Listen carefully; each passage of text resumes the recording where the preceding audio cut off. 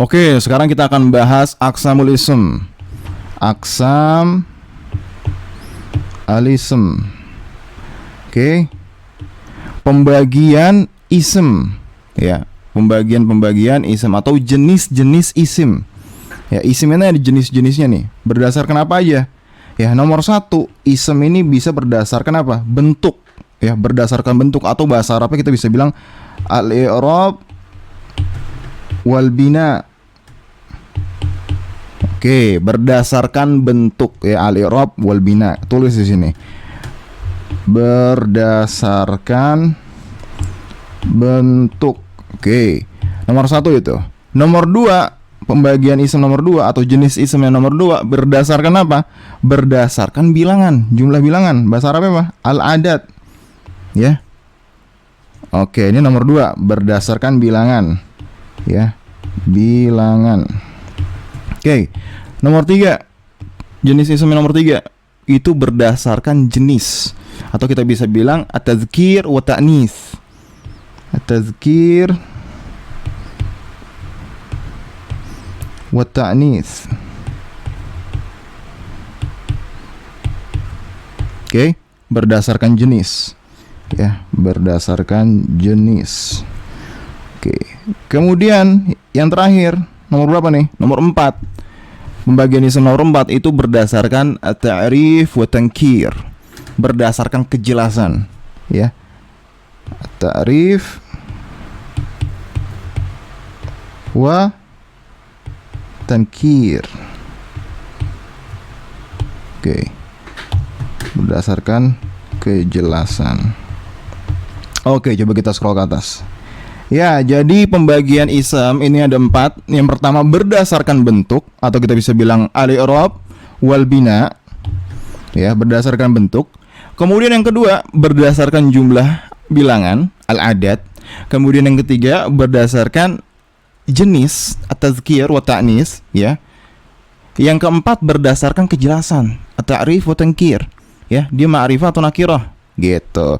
Oke, kita bahas yang nomor 1 terlebih dahulu. Ya, berdasarkan i'rab wal bina. Sini ya, kita bahas nomor 1. Lebih detail lagi nih. Oke, yang pertama, isim berdasarkan i'rab dan bina berdasarkan bentuk itu terbagi menjadi 2. Ya, itu terbagi menjadi 2. Apa aja? Pertama, disebutnya sebagai mu'rab. Ya. Yang kedua disebut sebagai apa? Mabni. Ya. Yang kedua disebut sebagai mabni. Yang pertama mu'rab, mabni. Nih, teman-teman, kalau masih bingung kita ulang ya. Jadi isim itu ada jenisnya, ya. Ada 4 jenis.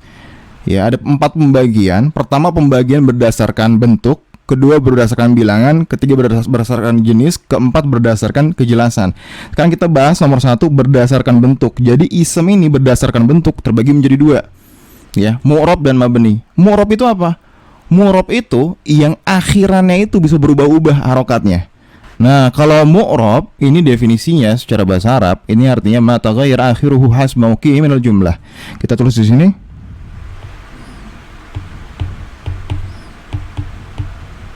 Oke. Ya, mu'rab itu gampangnya itu yang akhirnya itu bisa berubah-ubah. Ya. Harokat akhirnya itu bisa berubah-ubah. Contohnya mu'rab gimana? Ya, contohnya mu'rab nih. Contohnya seperti ini misalnya. Ra'aitu rajulan. Ya, ra'aitu rajulan. Kemudian jaa rajulun.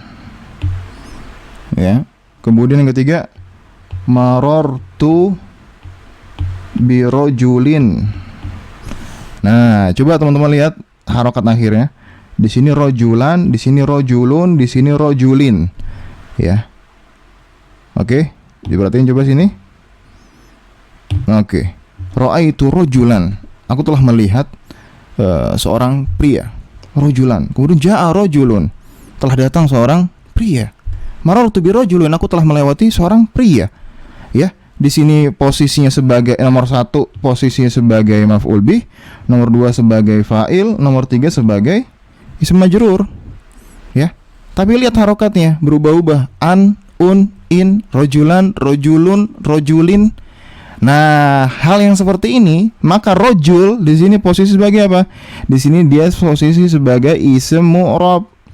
Ya, kenapa? Karena dia bisa berubah-ubah tuh akhirnya. Gitu. Nah, kalau yang nggak bisa berubah-ubah disebutnya apa? Nah, kalau yang nggak bisa berubah-ubah disebutnya sebagai mabni. Nih, nomor 2 nih. Ya, ism mabni. Nah, definisinya apa kalau ism mabni? Ism mabni definisinya mayulzam halah wahidah. Udah gitu aja. Ya, mayulzam halah wahidah. Ya, jadi keadaannya cuma satu, dia nggak berubah-ubah. Contohnya apa? Untuk ism mabni, misalnya sama kayak yang sebelumnya. Ra'aitu hadza, jaa hadza, ya, marortu bihadza. Tuh ya, lihat di sini, hadza, mau dimanapun dia nggak berubah-ubah. Nah, maka hadza ini disebutnya sebagai mabni, gitu ya, masuknya ke dalam kategori yang mabni, gitu. Bitaufiq.